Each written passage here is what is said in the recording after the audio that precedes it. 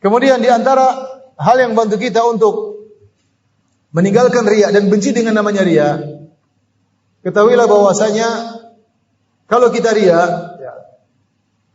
maka sebenarnya kita telah menipu manusia dan kita akan diperdaya oleh Allah pada hari kiamat kelak.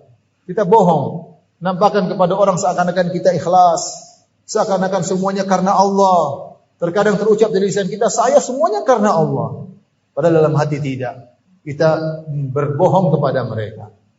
Orang yang melihat kita terpedaya, dia menyangka kita adalah orang yang soleh, dia menyangka kita adalah orang yang baik. Ternyata batin kita isinya adalah riya, ingin dipuji, ingin disanjung.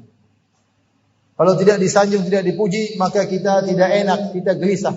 Ada kelezatan yang hilang. Kita ingin berlezat-lezat waliyadzubillah dengan kelezatan disanjung dan dipuji. Dan ini berbahaya. Ini sangat berbahaya. Jadi kita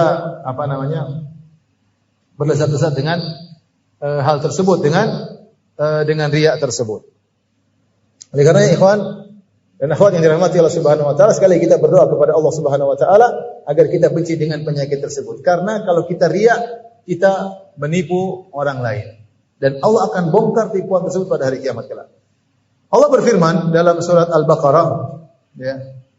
Kalladzi yunfiqu ria'an nas wa la yu'minu billahi wal yawmil akhir. Famathaluhu kamathali safwanin 'alaihi turab fa asabahu wabilun fatarakahu salda.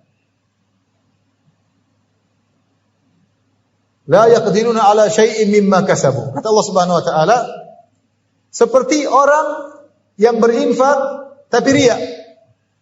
Famathaluhu, perumpamaan orang yang berinfak tapi riya. Karena ada berdakwah karena riya, infak karena riya, haji karena riya, umrah karena riya, macam-macam ya. Jadi ustaz karena riya, jadi panitia juga karena riya. Semua bisa kena riya ya. Semua bisa kena riya. Jadi teman ustaz juga karena riya, foto barang ustaz juga bisa kena apa? Riya, semuanya bisa riya. Tapi jangan tuduh orang riya, tapi bisa terkena apa? Riya. Baik. Kata Allah Subhanahu wa taala, seperti orang yang berinfak karena riya, famathaluhu, perumpamaan orang yang berinfak karena riya, kamathali safwanin 'alaihi turab. Seperti batu yang licin di atasnya ada tanah. Orang lihat ada tanah, disangka tanah tersebut subur. Kalau tanah subur ditaruh benih apapun cepat tumbuh karena tandanya subur. Orang lihat tanah subur. Ternyata tanah tersebut di atas batu yang licin. Orang terpedaya, disangka tanah subur. Kata Allah, fasabahu wabilun, tiba-tiba ditimpa dengan hujan yang deras. Fatarakahu salda, tiba-tiba semua tanah tersebut hilang dari atas batu tadi. Tidak tersisa satu butir tanah pun. Tinggal tersisa batu yang mulus, batu yang licin, tidak ada apa-apanya. Itulah perumpamaan orang yang riya. La yaqdiruna 'ala syai'in mimma kasabu, dia tidak bisa mendapatkan apa-apa. Tidak ada sedikit pahala pun yang tersisa, semua hilang. Orang yang melihat orang yang riya terpedaya, ini orang soleh, ini dermawan. Padahal dalam hatinya busuk, dia mencari pujian. Pahalanya sebenarnya besar, namun hilang. Seperti tadi, kelihatannya seperti tanah yang subur, tahu-tahu tidak ada nilainya, kena hujan hilang semua, satu butir pun tidak tersisa. Demikianlah pada hari kiamat kelak.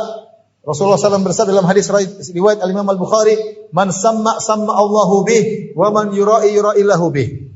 Siapa yang melakukan sum'ah, memperdengarkan amal baiknya di dunia, Allah akan membongkar, memperdengarkan riyanya ketika di akhirat. Allah akan bongkar dia sum'ah. Wa man yura'i, siapa yang di dunia pencitraan, ingin dipuji, yura'illahu bih, Allah akan bongkar pada hari kiamat kelak. Di antara tafsir para ulama tentang hadis ini, ketika orang di akhirat kelak, kemudian dia dihadirkan kepadanya pahala yang banyak, pahala solatnya, pahala hajinya, pahala sedekahnya, sudah hadir di hadapan dia. Tiba-tiba Allah musnahkan semua pahala tersebut. Kenapa? Selama ini dia bohong sama orang-orang. Orang menyangka dia orang yang soleh, orang menyangka dia dai yang tulus, orang menyangka dia dermawan yang tanpa pamrih, orang terpedaya. Maka pada hari kiamat kelak Allah juga akan perdayakan dia, ditampakkanlah amal-amal solehnya, tiba-tiba faja'alnahu haba'an mansura, kami jadikan seperti debu yang berterbangan, tidak ada nilainya. Hei ikhwan, hati-hati, jangan sampai kita Ria, akhirnya kita akan diperdaya oleh Allah pada hari kiamat kelak. Waliyadzubillah.